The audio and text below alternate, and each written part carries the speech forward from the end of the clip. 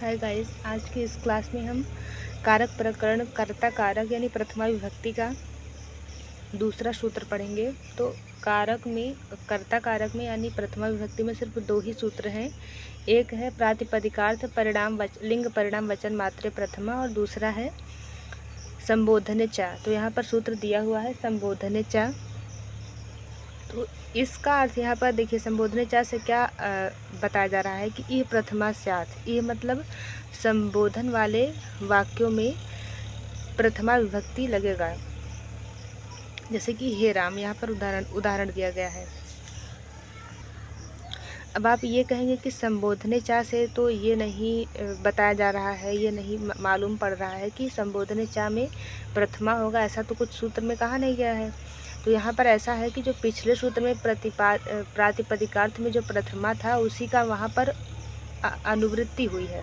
हमें वहाँ से प्रथमा को लेना पड़ेगा और यहाँ पर ऐड करना पड़ेगा, क्योंकि जो व्याकरण शास्त्री हैं पाणिनि जी, उन्होंने बहुत छोटे छोटे सूत्र दिए हैं, बहुत कम शब्दों में ही चीज़ों को बताया है। और उनके जो व्याख्याकार हैं उन्हें अलग अलग मतलब अच्छे से उसको एक्सप्लेन करना पड़ा है। वो बहुत शॉर्ट फॉर्म में सारे सूत्रों को लिख गए हैं। तो यहाँ संबोधने चा में हमें वहाँ से पिछले सूत्र से प्रथमा को ऐड करना पड़ेगा, तब इसका अर्थ हो जाएगा संबोधने चा, अर्थात संबोधन में भी प्रथमा विभक्ति लगेगा। तो इसका अर्थ इस प्रयोग में सुविभक्ति का अर्थ संबोधन है। इस विभक्ति में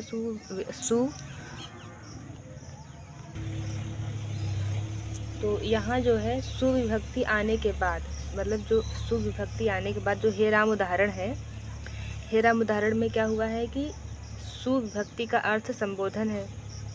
तो यहाँ सुविभक्ति आने के बाद क्या हुआ है, एंग एक होता है वो एंग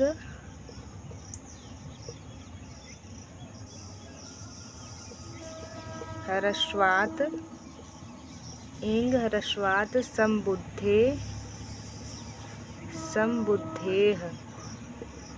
ये सूत्र है। इस सूत्र के द्वारा क्या हुआ है कि जो सु है, सु का लोप हो गया है, सु का लोप हो गया है, इसका लोप हो गया है तथा हे शब्द संबोधन का प्रतीक बन जाता है। इसका लोप होकर किसके द्वारा, इस सूत्र के द्वारा, सुविभक्ति है हे राम में हे जो संबोधन है, ये कभी भी इसका अगर विभक्ति पिछ जाए तो ये सुविभक्ति का संबोधन है। तो इसमें एंग ह्रस्वात् संबुद्धेः सूत्र से सु का लोप हो गया है तथा हे जो है, हे शब्द जो है संबोधन का प्रतीक माना जाता है। हे क्या हो गया है, संबोधन का प्रतीक माना गया है। तो यहाँ पर उदाहरण तब बना हे राम, उदाहरण क्या हो गया, हे राम। ये इसका पूरा आंसर है। तो बहुत ज़्यादा इसमें कुछ वो नहीं है, बस यही इसमें सूत्र में यही कहा गया है कि संबोधन में भी प्रथमा विभक्ति लगेगा, यही इस वाक्य में कहा गया। तो आज से प्रथमा विभक्ति कर्ता कारक समाप्त हुआ। नेक्स्ट क्लास में हम कल कर्म कारक यानी कि द्वितीय विभक्ति को पढ़ेंगे, जिसका पहला सूत्र है कर्तुरीप्सित तमम कर्मम। ओके, आज के लिए इतना ही। धन्यवाद। जय हिंद।